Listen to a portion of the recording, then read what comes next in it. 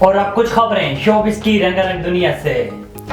پاکستان کے معروف town developer اتحاد ٹاؤن فیز 2 کے زیر اہتمام لاہور کے سب سے بڑے 2 روزہ تفریحی کارنیول کا آغاز 9 اور 10 دسمبر 2023 بروز ہفتہ اتوار صبح 11 بجے سے رات 10 بجے تک اتحاد ٹاؤن فیز 2 میں کیا جا رہا ہے۔ تفصیلات کے مطابق معروف ٹاؤن ڈیولپر ادارے اتحاد ٹاؤن کی جانب سے رنگا رنگ اتحاد ٹاؤن کارنیول میں بچوں، بڑوں، بزرگوں اور خواتین کے لیے لامحدود تفریح کے متعدد پروگرامز کا اہتمام کیا گیا ہے۔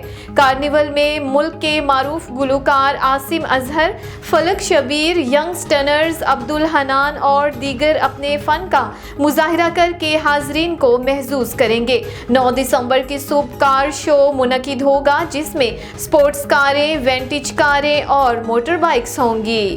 پاکستان شوبز انڈسٹری کی معروف اداکارہ اشنا شاہ نے غزہ کے بچوں کو کھانے کی طرح دکھنے والے کھلونے دینے پر شدید غصے کا اظہار کرتے ہوئے اسے انتہائی فضول مذاق قرار دیا ہے۔ سماجی رابطے کی ویب سائٹ ایکس پر فلسطینی صحافی نے ایک تصویر پوسٹ کی جس میں کھانے کی طرح دکھنے والے بچوں کے کھلونے ایک شاپر میں پیک ہیں۔ ایکس پر پوسٹ کی گئی تصویر میں دیکھا جا سکتا ہے کہ کھانے کی طرح دکھنے والے کھلونوں میں دودھ کا packet, chicken nuggets, burger, ice cream اور فرینچ فرائز پیک ہوئے ہیں۔ فلسطینی صحافی نے اپنے پوسٹ میں کہا ہے کہ اقوام متحدہ نے ہمارے بچوں کو اصلی کھانا دینے کے بجائے یہ کھانے کی طرح دکھنے والے کھلونے دیے ہیں۔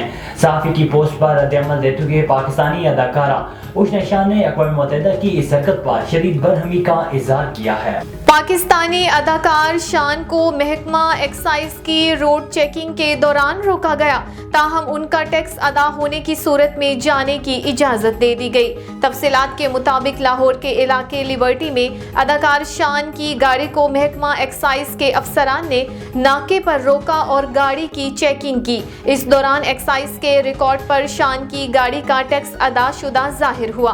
ایکسائز حکام نے اداکار کو جانے کی اجازت دی، تاہم انہوں نے روانگی سے قبل عوام سے اپیل کی کہ وہ غیر رجسٹرڈ اور بنا ٹیکس ادائیگی کے گاڑیاں نہ چلائیں۔ انہوں نے کہا کہ گاڑی بغیر ٹوکن اور نمبر پلیٹ کے بغیر بھی چلانے سے گریز کریں، کیونکہ ٹیکس کے پیسوں سے پاکستان چل رہا ہے اور ہم سب کو ہی مل کر اسے آگے لے کر جانا ہے۔